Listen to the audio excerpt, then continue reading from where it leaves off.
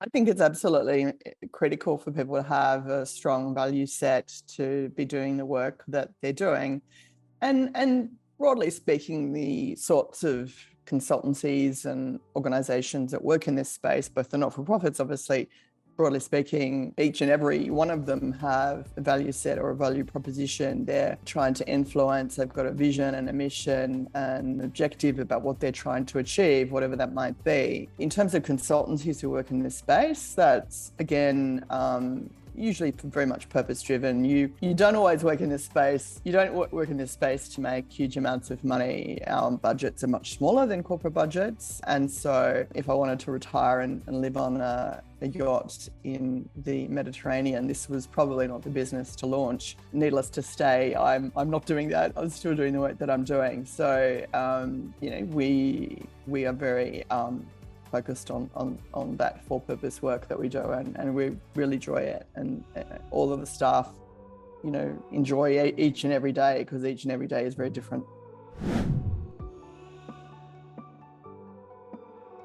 In Australia, not-for-profits can't take an active political stance. They're precluded from doing so in a legislative way. So they can't stand up at the time of an election, for example, and say, vote for this party or vote for that party. It's not something that they can do. But what they can do is they can have a view on an issue. They can have a view on climate change, or they can have a view on poverty, or they can have a view on homelessness, or they can have a view on domestic violence. Now, that in of itself isn't a political view, but it's a viewpoint that stands them apart from others. Most organisations that we work with will have a view on something at some point. There are some organisations that we work with who are very scared and concerned about taking any view, and they see themselves as just helping people in a neutral way. That's their decision. Some organisations are legacy organisations. They've been around for a long time, and they're perhaps more establishment, more mature organisations that don't necessarily need to have a strong agenda. They are large and they do a lot of work, and they get a lot of funding, and they get a lot of donations. So they don't sort of have to take a strong view. But there are lots and lots, in fact, the overwhelming majority of organisations that we work with,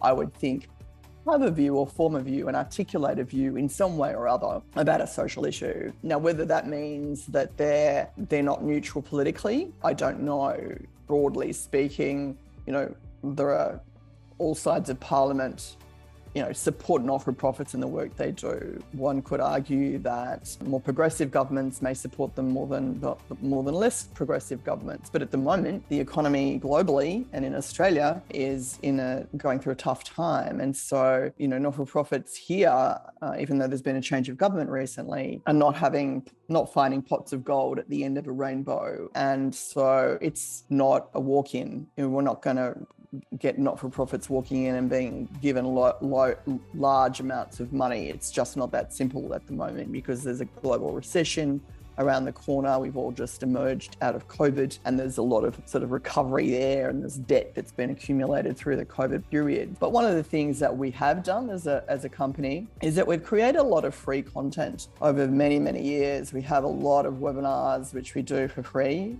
and we do them very regularly. And we really have created a really good, tribe, if you like, or a community of people who really benefit and value the opportunity to be given information for free about communications, about government engagement, about new political developments, about the elections of the new government, or whatever it is, analysis of what's been in the budget, whatever it is that the topic of the webinar is. They've really valued being given that information. And I'm not the only person in Australia that can give them that information, but I provide it freely without judgment, and have an opportunity for people to ask questions, and I share that content, the recording and a workbook and a slide deck. So I think people are appreciative of being given that information quite regularly, and I am really happy. There's not a week that goes by that one or two, perhaps even more people say to me, I listen to your webinars and I get the material that you send us, and it's really good. And thank you.